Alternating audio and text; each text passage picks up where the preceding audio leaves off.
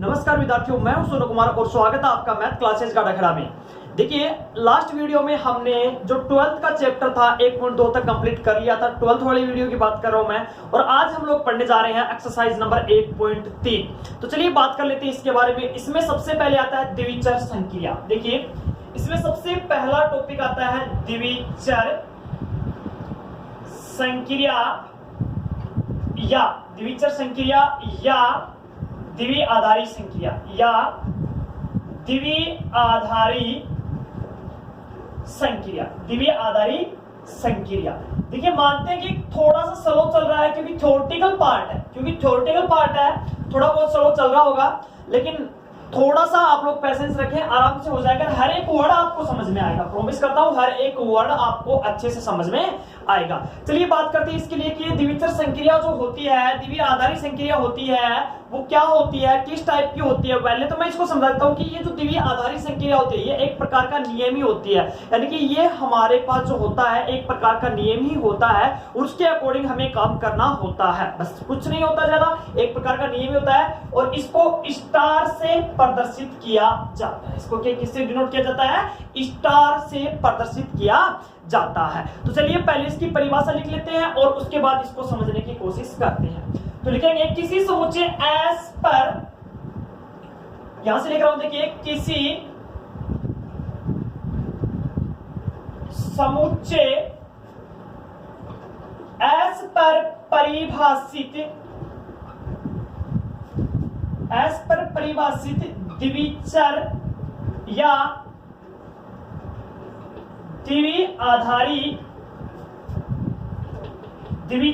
द्विआधारी संक्रिया स्टार एक ऐसा नियम है जिसके आधार पर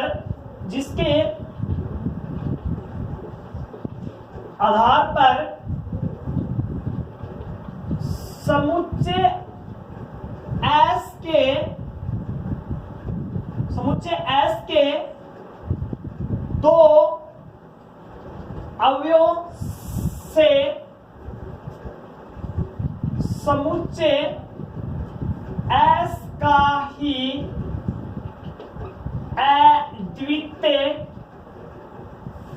अद्वितीय अवयव प्राप्त किया जा सके। अद्वितीय अवयव प्राप्त किया जा सके। ये देखिए, ये अपने पास परिभाषा जो आप लोग नोट कर लेंगे। अपने पास जो सामने परिभाषा लिखी हुई है उसको अच्छे से आप लोग रफ कॉपी में या फेयर कॉपी में नोट कर लेंगे। इसमें भी आप लोग नोट्स बना रहे हैं, उसमें क्या कर लेंगे, इसको नोट कर लेंगे। अब देखिए, इस परिभाषा को, इस डेफिनेशन को समझने की कोशिश करते हैं कि इसमें क्या बताया गया है। देखिए, इसने बोला कि किसी समुच्चय S पर, यानी कि एक समुच्चय है S, ठीक है, मान लिया, परिभाषित द्विचर संक्रिया स्टार, यानी कि द्विचर संक्रिया को किससे डिनोट करते हैं? या स्टार से डिनोट करते हैं। किससे डिनोट करते हैं?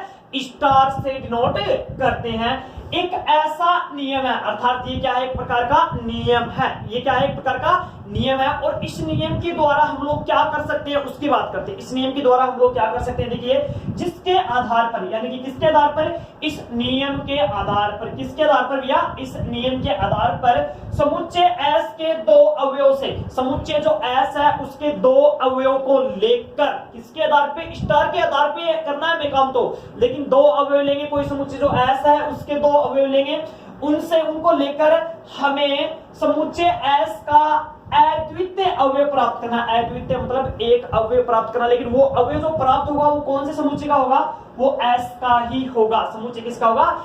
S का ही होगा। ठीक है, ये तो परिभाषा थी जो अभी तक हमें वर्डों में समझ में आई है, यानी कि अच्छे तरीके से नहीं समझ में आ पाई कि ये क्या पूछना चाहता है, क्या करवाना चाहता है। तो चलिए इसको हम लोग एग्जांपल के साथ करने की कोशिश करते हैं। एग्जांपल लेता हूं एक, जैसे मैंने एक एग्जांपल ले लिया, किसने ले लिया, चलिए, कि A star B is equal to AP है क्या स्टार N में द्विचर संक्रिया है। प्रश्न आ गया क्या स्टार एन में द्विचर संक्रिया, हमें जांच करना है कि क्या स्टार एन में द्विचर संक्रिया है, तो वो समुच्चय कौन सा हो गया, एस किसका, एन हो गया, क्योंकि उसने तो एस को तो एक आधार मान के समझाया है, लेकिन यहाँ समुच्चय क्या अपने पास एन है। तो हमें क्या करना है कि क्या माना कि ए जो उठाएंगे वो भी किससे, एन से, और बी जो उठाएंगे वो भी किससे, एन से उठाएंगे।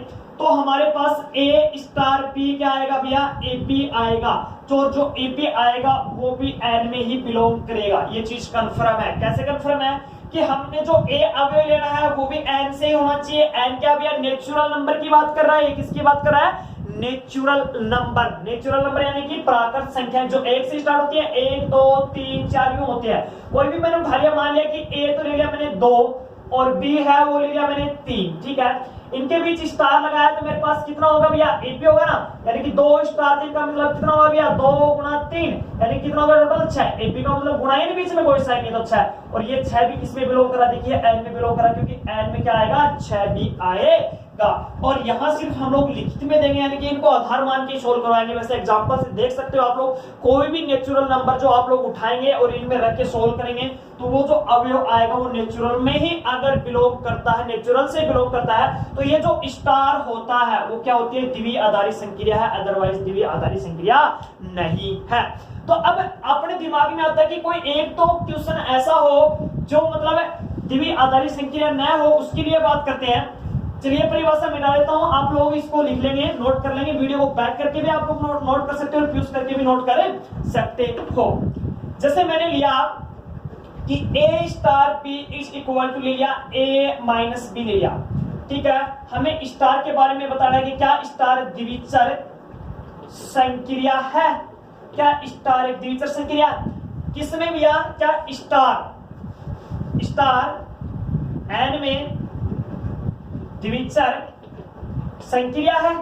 हमें बताना कि क्या स्टार एन में एक द्विचर संक्रिया। तो देखिए सबसे पहले मैंने लिया कि माना कि कोई भी ले लिया कि ए मैंने ले लिया किसमें बिलोंग कर रहा है भैया, ए किसमें बिलोंग कर रहा है, एन में बिलोंग कर रहा है। बी जो है वो भी एन में बिलोंग कर रहा है, लेकिन हमने यहां लिख दिया कि ए बराबर बी है, या फिर इसको इकट्ठा ले लेते हैं हम लोग कि ए बराबर बी, और दोनों के दोनों ही बिलोंग कर रहे हैं क्या, both are belong into N, यानी कि हमारे पास जो ए और बी है दोनों के दोनों किसमें बिलोंग कर रहे हैं, एन में बिलोंग कर रहे हैं। अब देखिए क्या होगा कि A star B is equal to A minus B आना चाहिए।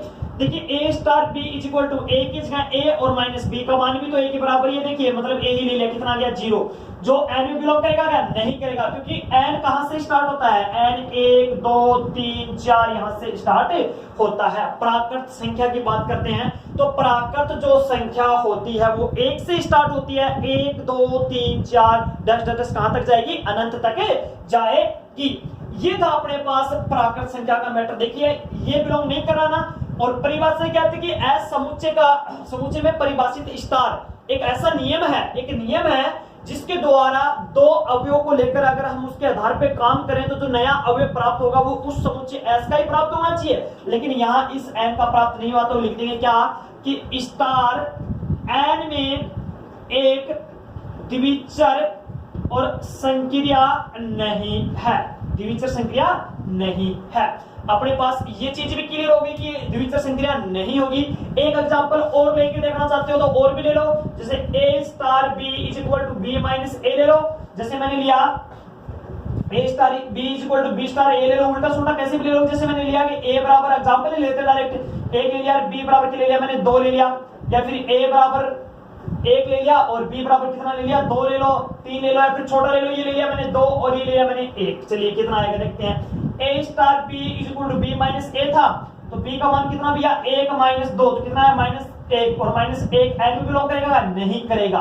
देखिए ये बिलोंग का साइन होता है और ये वाला फॉर ऑल का चिन्ह होता है। ये जो a उल्टा है होता है इसको बोलते हैं फॉर ऑल, ये क्या होता है फॉर ऑल, और ये होता है बिलोंग का। लेकिन ये अगर कट लगा देते हो तो नॉट बिलोंग आता है, क्या नॉट बिलोंग, यानी कि ये इसके अंदर बिलोंग नहीं करता, इससे नहीं है, संबंधित नहीं है। यही अपने पास द्विचर संक्रिया, इसकी परिभाषा भी क्लियर हुई, विद एग्जांपल ये क्लियर हुई। अगर फिर भी आपको समझ में नहीं आया तो आपको एक छोटा सा कमेंट करना, जिसके जरिए आपको आपका आंसर मिल जाएगा, आपकी प्रॉब्लम का सॉल्यूशन मिल जाएगा। चलिए आगे बढ़ाते हैं प्रश्न को। ये थी अपने पास द्विचर संक्रिया। अब एक दो चीज इंपॉर्टेंट चीजें हैं वो आप लोग नोट कर लेंगे, तुमको एक क्वेश्चन के माध्यम से समझा दूंगा डायरेक्टली। अब इसमें आता अपने पास एक तो आता क्रम विनिमय नियम, क्रम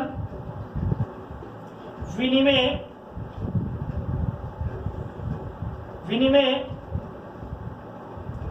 नियम। एक तो होता है अपने पास क्रम विनिमय नियम। क्रम विनिमय नियम का मतलब क्या होता है कि दो अवयव लेंगे, A star B is equal to बराबर होना चाहिए बी स्टार ए के। देखिए क्रम विनिमय का मतलब, क्रम का मतलब तो क्रम होता है, विनिमय का मतलब होता है आदान प्रदान, यानी कि चेंज कर दे, विनिमय कर दे, ठीक है ना। तो हम लोग अगर क्रम को बदलते हैं तो कोई प्रभाव नहीं पड़ेगा, तो क्रम विनिमय नियम का पालन करेगा स्टार जो है, द्विचर संक्रिया जो है। देखिए ए स्टार बी था और हम फिर निकालेंगे बी स्टार है, अगर दोनों के दोनों बराबर आ रहे हैं इनका आंसर, तो इसका मतलब क्या है कि क्रम विनिमय नियम का पालन कर रहा है। अगर अच्छे से क्लियर नहीं हो रहा तो एक बार के लिए सिर्फ इसी चीज को नोट करें, जब हम लोग क्वेश्चन करेंगे 100% लिख के देता हूं, आपको अच्छे से समझ में आएगा। बात करते हैं सेकंड की। सेकंड जो क्या है, साहचर्य नियम। साहचर्य नियम, साहचर्य नियम की जब बात करते हैं तो अपने पास तीन अवयव लेने होते हैं। A star of B star C is equal to क्या होगा, A star B of star C. ये हो गया अपने पास साहचर्य नियम के लिए। और तीसरा जो होता है वो क्या होता है, तत्समक अवयव के लिए होता है। तत्समक अवयव, तत्समक अवयव के लिए होता है। तत्समक अवयव को देखिए ई से डिनोट करते हैं, ध्यान रखेंगे ई से डिनोट करते हैं। तो मैंने A star E is equal to मेरे पास क्या ए आएगा, यानी कि ये हेडिंग से याद रखनी है, बस इसी के बेस पे सारा का सारा क्वेश्चन सॉल्व हो जाएगा, आपको ज्यादा माथापच्ची नहीं करनी है इसके अंदर। ए स्टार ई तत्समक अवयव का मतलब क्या होता है, यानी कि वो अवयव जिसको किसी अवयव के साथ संक्रिया कराने पर वो पहले वाला अवयव ही आ जाए। दोबारा से देखिए ये तत्समक अवयव होगा, इसकी संक्रिया अगर हम लोग ए के साथ करवा दे, यानी स्टार संक्रिया थी, इसकी संक्रिया ए के साथ करवा दे तो ए ही आना चाहिए, तो वो ई क्या कहलाएगा, तत्समक अवयव कहलाएगा। इतना सा नोट करना, आपको कोई नहीं पूछने वाला परिभाषा इनकी, आपको क्वेश्चन सॉल्व करने हैं। चौथा जो आता है अपने पास वो क्या आता है भैया, प्रतिलोम अवयव। प्रतिलोम अवयव, चलिए प्रतिलोम अवयव को एक्स से डिनोट कर लेते हैं। प्रतिलोम अवयव को एक्स से डिनोट करते हैं, तो मैंने ले लिया कि ए स्टार एक्स, अगर ए और एक्स की अगर हम लोग संक्रिया करवाएं तो मेरे पास क्या आ जाता है, अगर ई आ जाए तो एक्स क्या कहलाएगा, एक्स कहलाएगा प्रतिलोम अवयव कहलाएगा। देखिए हमारे पास ये जो सारे के सारे चारों के चारों नियम हैं, इनसे तत्समक अवयव याद करना है, या फिर बात करते हैं हम लोग प्रतिलोम अवयव की, तो हमें ये सारे के सारे याद करने आएंगे क्वेश्चन में, अभी थोड़ी देर में आने वाले हैं। और एक हम लोग इसके लिए एग्जाम्पल भी ले सकते हैं। देखिए एग्जाम्पल से अच्छे से समझ में आएगा, एग्जाम्पल ले लेते हैं फिर क्वेश्चन करते हैं इनके। देखिए हमने लिया एक पहला एग्जाम्पल, देखिए ले रहा हूं मैं एग्जाम्पल, एक एग्जाम्पल लिया कि माना A star B is equal to A plus B हो तो एन में क्रम विनिमय साहचर्य, सारे के सारे मतलब चारों के चारों ही हमें याद करने हैं, चारों के चारों मैं लिख नहीं रहा हूं डायरेक्ट, देखिए सारों के चारों ही हमें करके दिखाने। तो सबसे पहले लिया मैंने एन की बात करते हैं, माना कि a belongs to n and b belongs to n and a star b is equal to a plus b आएगा, ठीक है, a star b is equal to a plus b आएगा। सॉरी ये तो हम लोग वो कर रहे हैं, a plus b आ गया। अब हमें क्या निकालना था, देखिए याद रखना चाहिए, क्रम विनिमय के लिए यूज कर रहे हैं तो हमें याद रखना चाहिए स्टार b बराबर a प्लस b, क्रम विनिमय के लिए कर रहे हैं हम लोग। सबसे पहले यहाँ लिख भी सकते हो आप लोग, क्या क्रम विनिमय के लिए, क्या लिए क्रम विनिमय के लिए हमने लिया कि a belongs to n and b belongs to n, तो a star b is equal to a plus b है और b star a is equal to क्या आएगा, b प्लस a। आपको ये ऐसे नहीं लिख रहा, आपको समझना इस चीज को अच्छे से। देखिए दो अवयव थे, इसको पहला मान लो, इसको सेकंड मान लो, तो मैंने क्या किया, दोनों का अगर हमें स्टार के साथ संक्रिया करवानी है, स्टार क्या बोल रहा है कि दोनों का योग करेंगे, पहला प्लस दूसरा। हमें स्टार को समझना अच्छे से, स्टार क्या बोल रहा है यहाँ, मैन कॉन्सेप्ट ये था अपना, मैन क्वेश्चन ये था, यहाँ से कॉन्सेप्ट है, इसी के आधार पे काम करना अपने को। इसने क्या बोला कि स्टार जो है वो ऐसे बोल रहा है कि दोनों का योग करना है, लेकिन पहले पहला उसके बाद दूसरा, ठीक है। तो दोनों का योग कर दिया, बी स्टार ए का मतलब क्या हुआ कि पहला प्लस दूसरा दोनों का योग कर दिया। लेकिन आपको समझना यह है कि एक व दो से क्या रिजल्ट निकला, क्या एक व दो समान है, समान ही अगर अच्छे से देखें तो देखिए बी स्टार ए, इस चीज को ऐसे भी तो लिख सकता हूं, कोई फर्क पड़ा क्या, कोई फर्क नहीं पड़ा। तो समीकरण 1 व 2 से मेरे पास रिजल्ट आ गया कि A star B is equal to B star A, अतः क्रम विनिमय नियम का पालन करती है। कौन करती भैया? द्विचर संक्रिया। द्विचर संक्रिया एंड में क्रम विनिमय नियम का पालन करती है। यहाँ नीचे बस हल्की सी लाइन ही लिख के दिखानी है। पहली कंडीशन क्लियर हुई। तो देखिए आगे बढ़ाते हैं प्रश्न को। दूसरी कंडीशन जो है अपने पास, इसने बोला कि साहचर्य के लिए भी करके दिखाइए। तो साहचर्य के लिए देखिए, साहचर्य के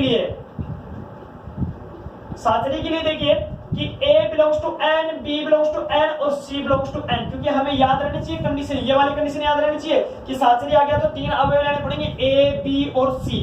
A star B star C, सबसे पहले मैंने निकाला A star of B star C। देखिए सबसे पहले इधर वाला निकालेंगे, फिर RHS वाला निकालेंगे।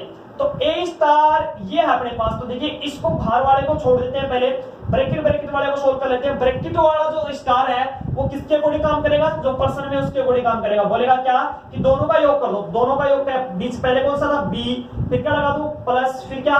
C। देखिए हुआ, आया समझ में? अब अपने को थोड़ा और भी काम करना है इसके लिए। देखिए A star of B star C। अब इसमें देखिए अब अपने पास पहला अवयव आ गया और दूसरा अवयव पूरा आ गया। देखिए पहला तो ये है और दूसरा अवयव क्या है? B प्लस C है। दूसरा अवयव अपने पास है B प्लस C है और पहला अवयव सिर्फ A है। और स्टार क्या बोलता है? इन दोनों का योग। तो पहले क्या करेंगे हम लोग? पहला, फिर स्टार आ गया तो स्टार की जगह योग और फिर B और प्लस C।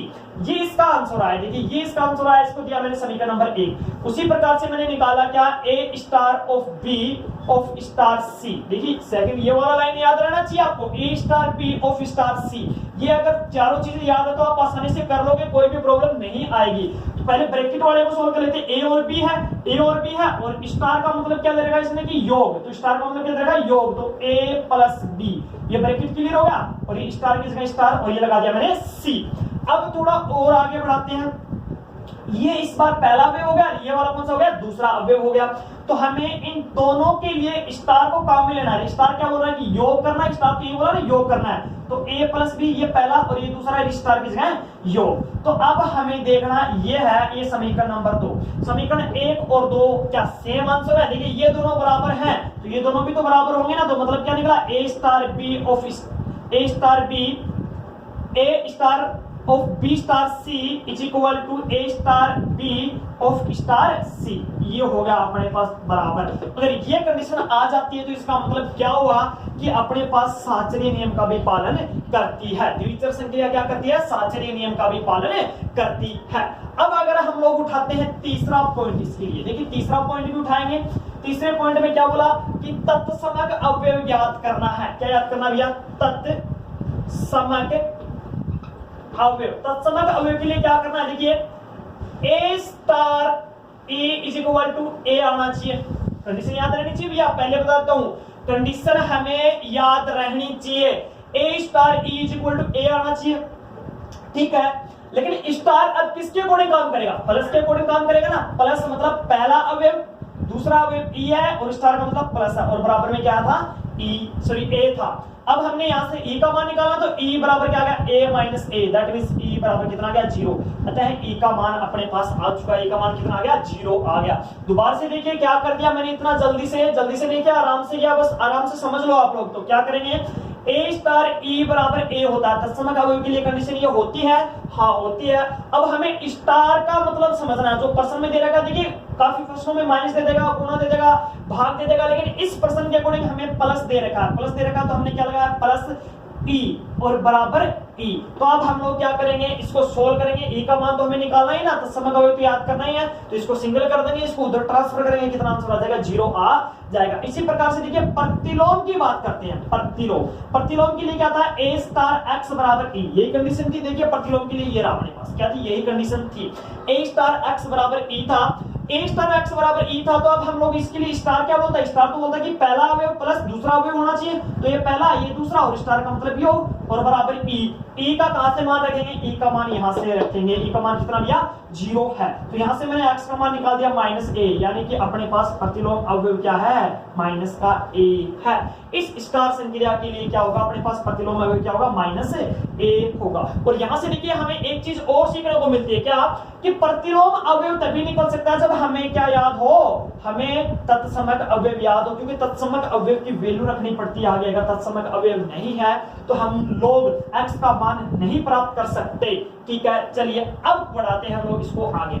यहां तक देखिए एक परिभाषा हुई है, 4 नियमों, ये चारों के चारों इंपॉर्टेंट है, आप लोगों को अच्छे से समझा दिए विद एग्जांपल। तो आप लोग इसको अच्छे से एक बार दोबारा से लिख के अच्छे से लिख के याद करोगे तो आसानी से याद हो जाएगा। इतना हार्ड भी नहीं है, बहुत ही सिंपल चीज है, एक बार अगर दिमाग में बैठ गया तो बहुत ही स्पीड से कर लोगे। अब हम लोग इसको थोड़ा आगे बढ़ाते हैं एक्सरसाइज को। अब हमारे पास बचते हैं क्वेश्चन, देखिए कितने जल्दी जल्दी होंगे प्रश्न, बहुत ही आसानी से होंगे और बहुत ही स्पीड से होंगे। चलिए बढ़ा रहे हैं आगे। हमें पहला ही प्रश्न दिया गया है कि कारण सहित बताइए, कारण सहित बताइए कि स्टार की निम्न परिभाषाओं में से कौन सी उनके सम्मुख दिए गए समुच्चय में एक द्विआधारी संक्रिया है और कौन सी नहीं है। देखिए कौन सी तो द्विआधारी संक्रिया है, कौन सी नहीं है, हमें यह बताना है। ठीक है भैया, पहला प्रश्न है स्टार के बारे में बताना कि द्विआधारी संक्रिया है या नहीं है, पहला प्रश्न है। चलिए पहले ही उठा लेते हैं, ए स्टार B = A है और क्या कि n में बताना, अपने को n में बताना द्विआधारी संक्रिया है या नहीं है। देखिए सबसे पहले मैंने लिया कि माना कि मैंने एक अवयव उठाया, वो भी n से बिलोंग कर रहा है, दूसरा अवयव उठाया वो भी n से बिलोंग कर रहा है। अब हमने इसके लिए संक्रिया का नियम लगाया, A star B A star B का मतलब इसने बोला कि अगर हम संक्रिया कराएं तो इस टाइप से निकल के आएगा, अपने को पहला ही निकल के आएगा, पहला ही कॉन्सेप्ट निकल के आएगा।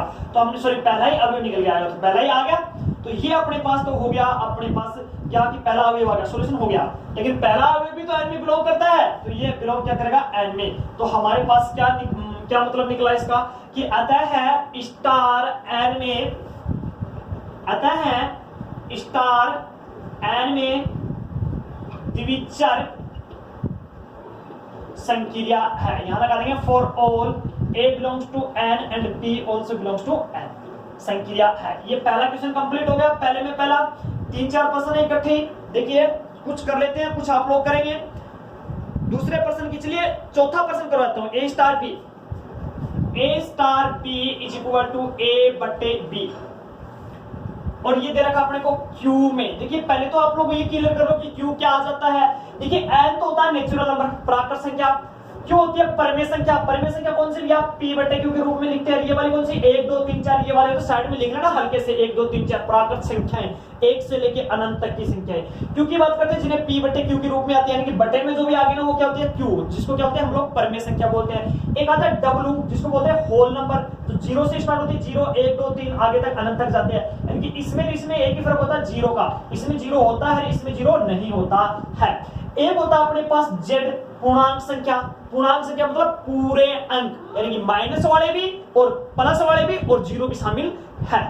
और एक आएगा अपने पास बार बार में R, यानी कि रियल नंबर, वास्तविक संख्या है। वास्तविक संख्या के बारे में मैंने पहले भी बता दिया था, अब दोबारा से भी बताता हूं कि सारी की सारी संख्याएं वास्तविक संख्याएं होती हैं सिर्फ और काल्पनिक संख्या को छोड़कर। काल्पनिक संख्या को छोड़कर काल्पनिक संख्या कौन सी भैया, रूट के अंदर माइनस वाली, जो हम लोग आइटा से नोट करते हैं, जो एक्सरसाइज सॉरी जो हमारे पास कक्षा 11 में एक्सरसाइज चलती है, कॉम्प्लेक्स नंबर जिसको इंग्लिश में बोलते हैं, सम्मिश्र संख्या जिसको हिंदी में बोलते हैं, वो होती है आइटो वाली। यानी कि रूट के अगर -1 है, रूट के अंदर अगर -1 है तो हम लोग उसको आइटा से डिनोट कर सकते हैं और इसी को हम लोग बोलते हैं कॉम्प्लेक्स नंबर। चलिए आगे बात करते हैं इसकी पर्सन की।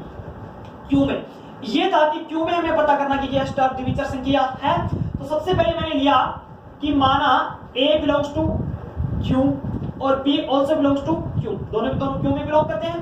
अब हमें देखना है कि A स्टार B = A/B आना चाहिए।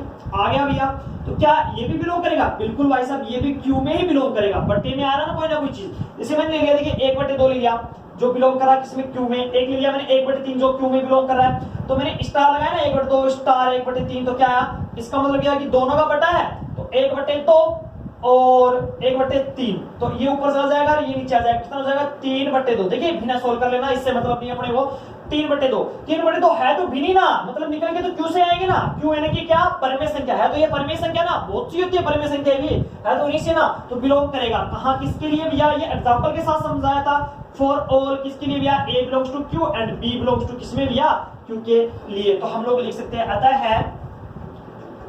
अतः स्टार क्यू में द्विचर संक्रिया है। यहां तक हमारा आंसर क्लियर हो जाता है। चौथा था क्वेश्चन, कौन सा था, फोर्थ क्वेश्चन था, एक में फोर्थ क्वेश्चन था, बाकी 2 क्वेश्चन बचे हैं, 5 है, 3 क्वेश्चन बचे हैं पहले में जो आप लोग कर सकते हो। अब प्रश्न को थोड़ा और आगे बढ़ा लेते हैं, थोड़ा सा पहला क्वेश्चन कंप्लीट हो गया पूरा, आप लोग करके देखेंगे भैया, जो भी प्रश्न छोड़े गए हैं वो घर बैठ के आराम से करके देखेंगे।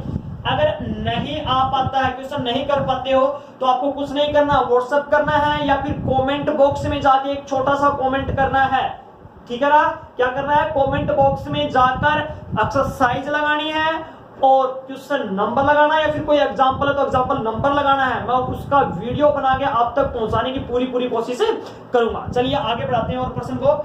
इसमें सेकंड प्रश्न में पूछा गया है कि निम्न में से प्रत्येक के लिए ज्ञात कीजिए संक्रिया स्टार क्रम विनिमय तथा साचर्य है या नहीं है। कुछ खास नहीं है, क्रम विनिमय और साचर्य के बारे में पूछा गया है। तो 2 में पहला प्रश्न उठाया मैंने, पहला ही प्रश्न है एन में स्टार, जहां एन